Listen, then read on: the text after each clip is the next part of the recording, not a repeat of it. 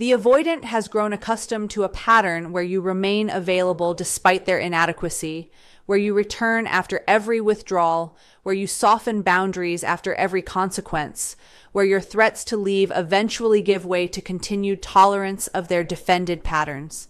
They have learned through repeated cycles that you will remain accessible, that your patience is effectively unlimited, that your love means you will accept whatever minimal effort they provide. Yet something shifts in you that the avoidant eventually detects. You have genuinely released them rather than performing release as a strategy to trigger their pursuit. You have built a satisfying, independent life that does not need them at its center. You have moved forward emotionally in ways that make you unavailable for their familiar patterns. You have closed the door definitively rather than leaving it open pending their eventual better behavior. The avoidant recognizes through various signals that you are truly gone in ways you have never been gone before. You do not respond to their breadcrumb contacts with the eager engagement you previously provided. You do not monitor their social media or ask mutual friends about them. You do not appear affected by information about their life because you have genuinely stopped caring about their activities.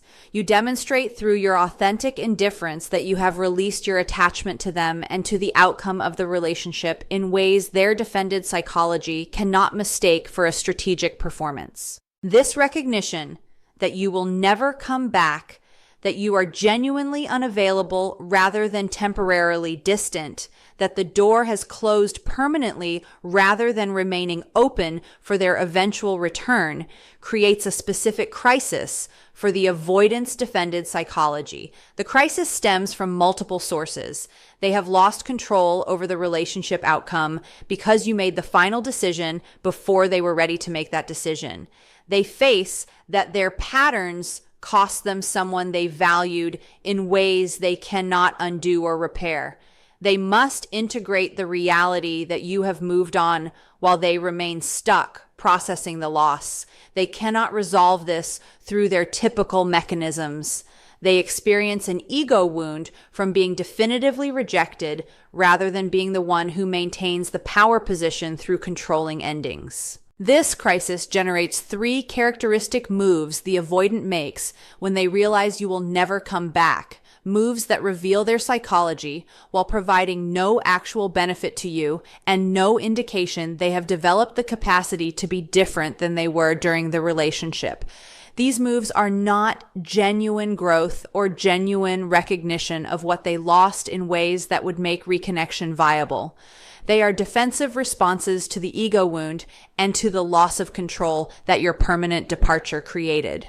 Understanding these moves allows you to recognize them as defensive reactions rather than as evidence of change, which prevents you from being pulled back into a dynamic with someone who remains fundamentally unable to meet your needs, regardless of how their moves appear to indicate transformation or genuine regret.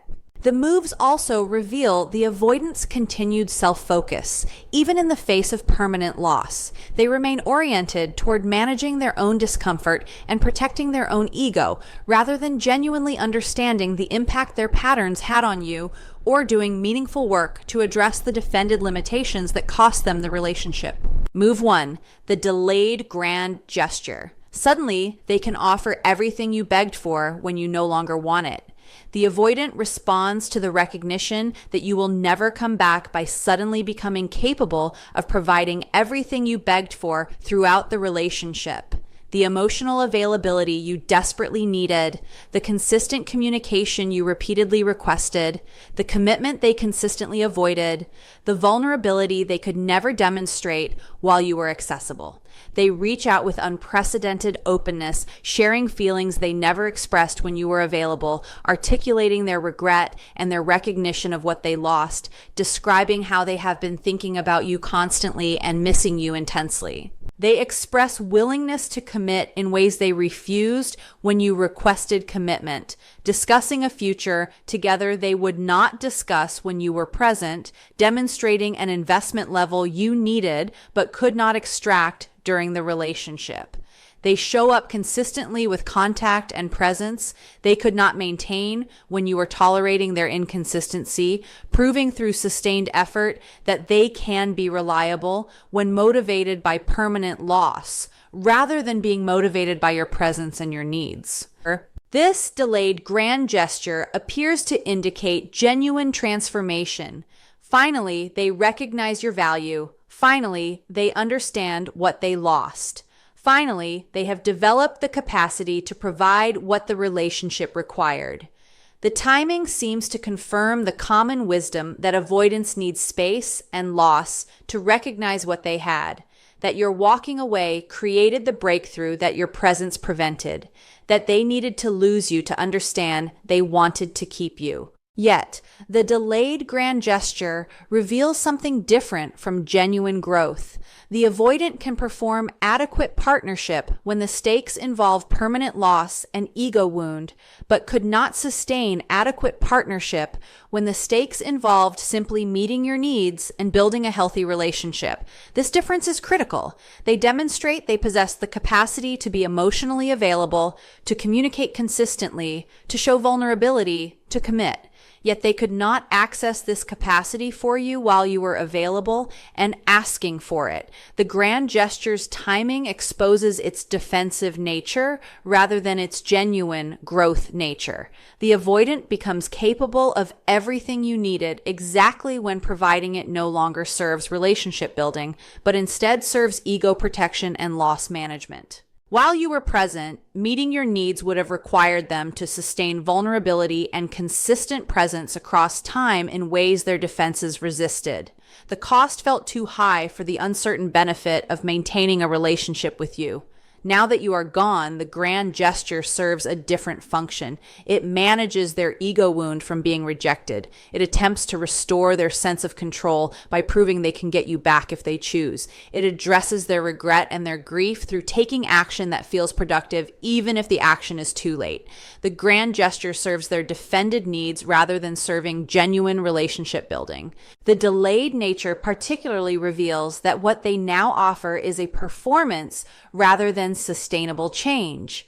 They could not maintain this level of openness, availability, and commitment while you were present, and the relationship required sustained effort. The brief, intense, grand gesture exists in crisis mode, where they temporarily override defenses to address immediate loss, similar to how adrenaline allows temporary physical feats that cannot be sustained.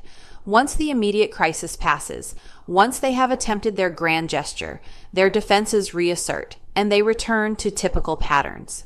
If you were to accept their gesture and return, you would likely discover their newfound availability evaporates within weeks as their defended structure reasserts, once you are secured again and the crisis motivation disappears. The grand gesture also often includes elements designed to convince you of authenticity while revealing continued self-focus.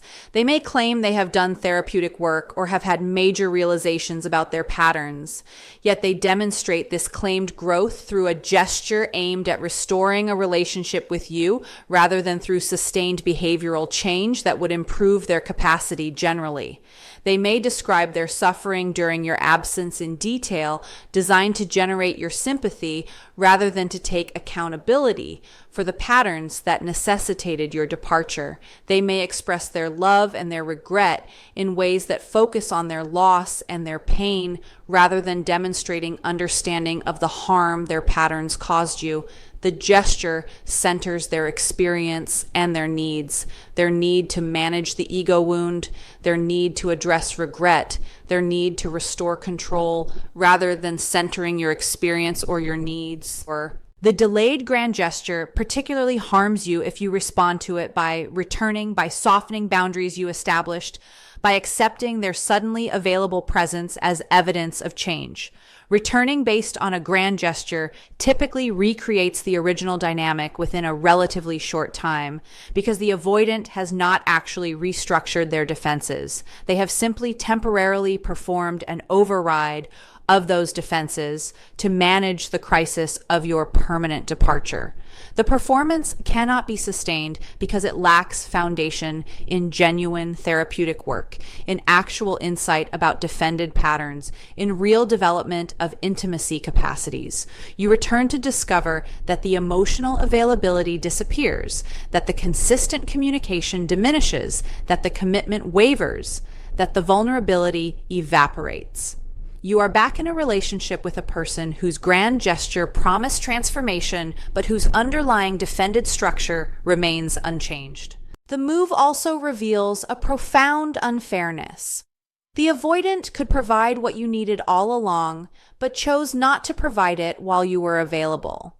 They chose to provide it only when motivated by permanent loss and ego wound, rather than by your legitimate needs and your legitimate requests during the relationship. This unfairness demonstrates they possess a capacity they refuse to access for you, that your needs were insufficient motivation, but their ego wound is sufficient motivation, that they can perform adequate partnership when serving their defensive needs, but could not sustain adequate partnership when serving relationship needs. Understanding this unfairness prevents you from being moved by their delayed grand gesture. They are not offering you what you need. They are managing their own ego wound through demonstrating they can provide what you needed. Now that providing it no longer requires sustained vulnerable presence, but instead serves their defensive crisis management, the appropriate response to the delayed grand gesture involves maintaining your boundaries regardless of how compelling their sudden transformation appears. They are demonstrating they can perform availability when motivated by loss, not that they can sustain availability in an actual relationship. Their timing reveals their gesture, serves their needs rather than represents genuine growth. Their sudden capacity to provide everything you begged for shows they chose not to provide it while you were accessible, demonstrating their priorities and their limitations in ways that make their delayed gesture insufficient evidence of actual change. You should recognize the delayed grand gesture as a defensive move rather than as genuine transformation.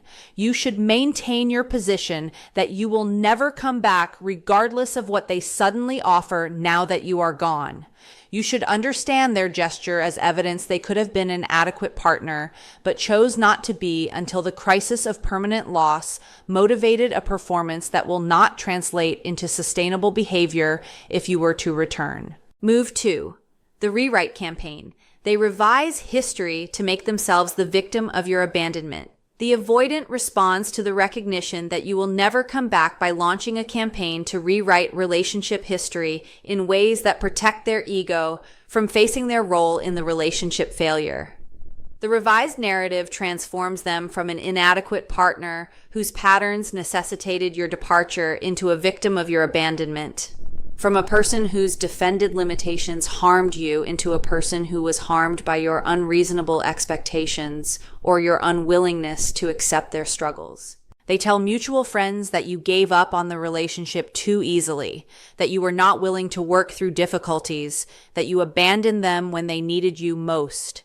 They characterize your boundaries as cruelty, your self-protection as abandonment, your legitimate decision to leave as evidence you never really loved them or never really committed to making the relationship work. The rewrite campaign includes specific narrative elements designed to position them favorably while positioning you as the one who failed the relationship.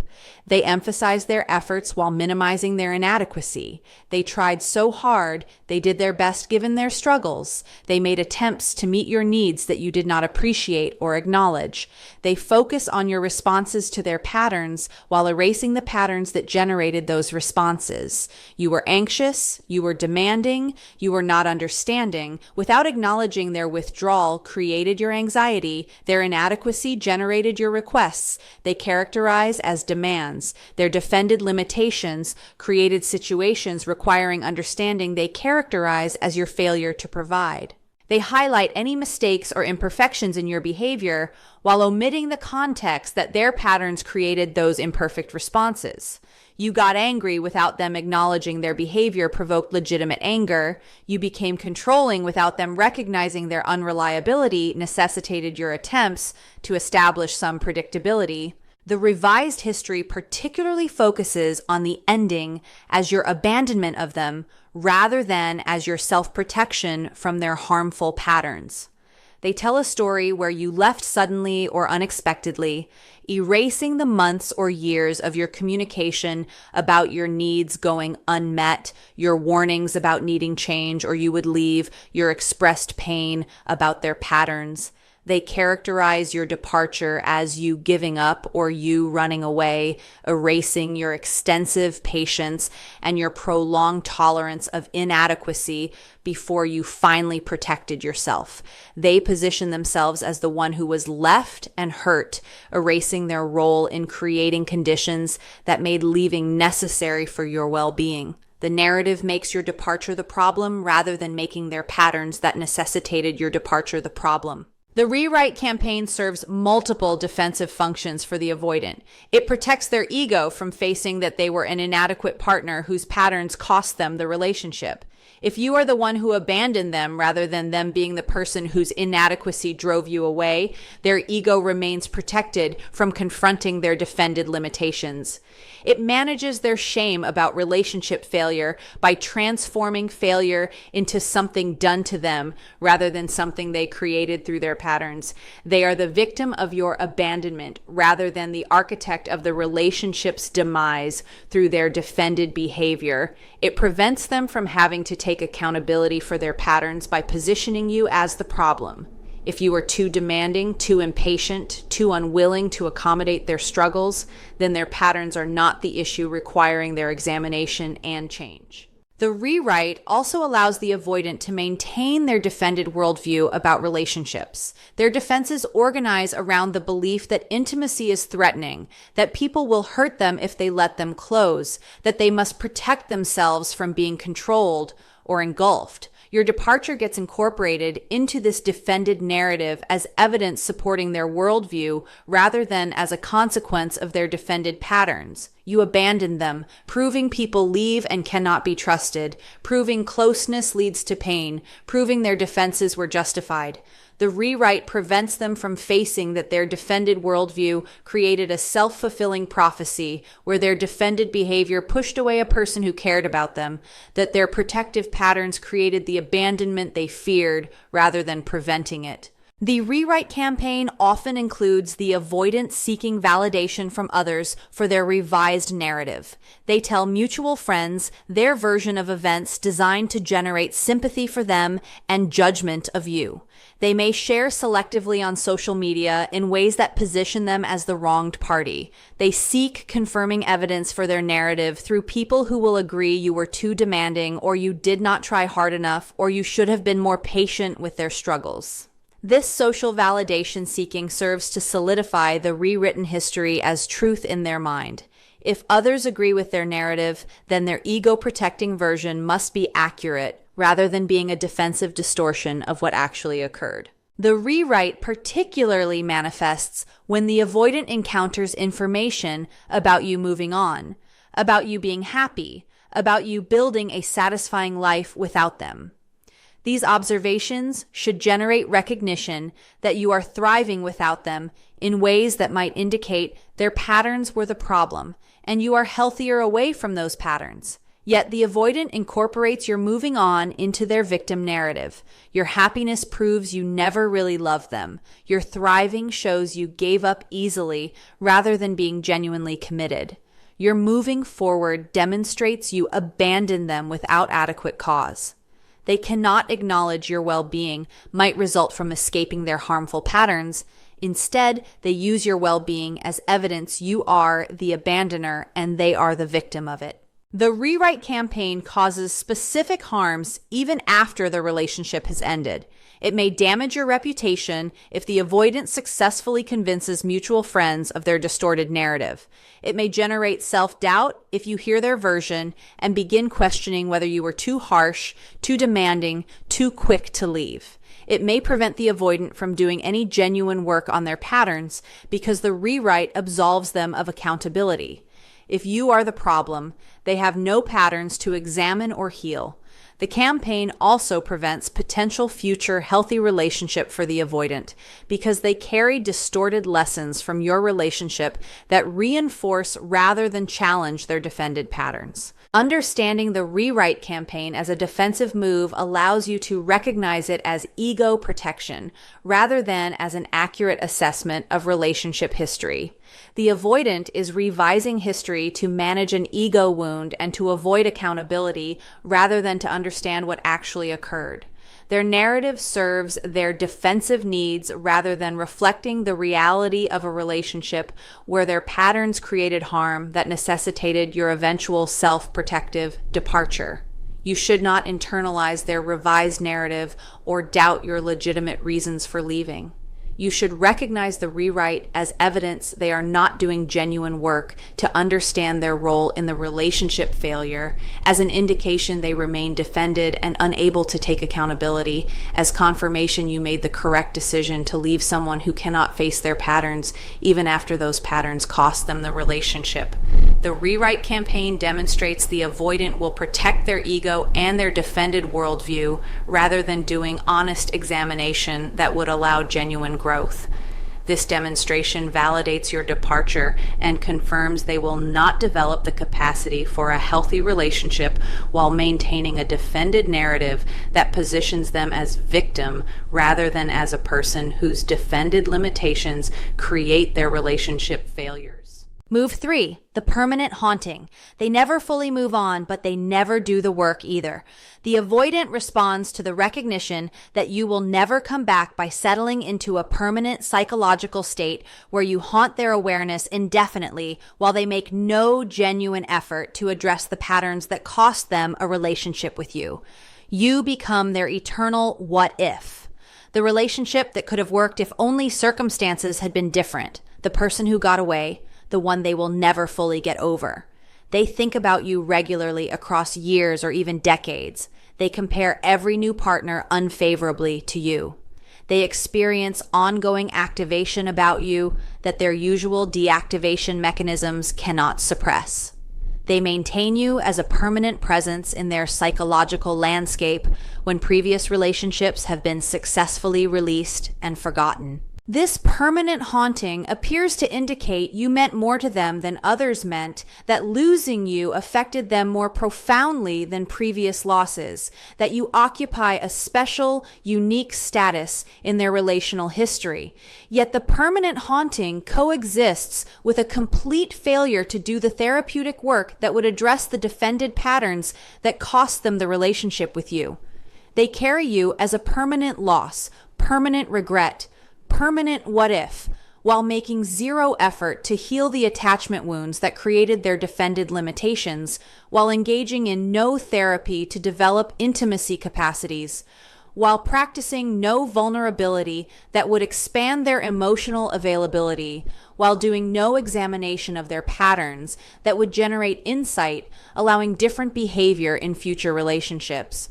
They are haunted by losing you, yet they remain exactly the same person they were when their patterns drove you away. The haunting exists alongside stagnation. They never move on from you, yet they never move toward becoming a person who could sustain a relationship like the one with you required.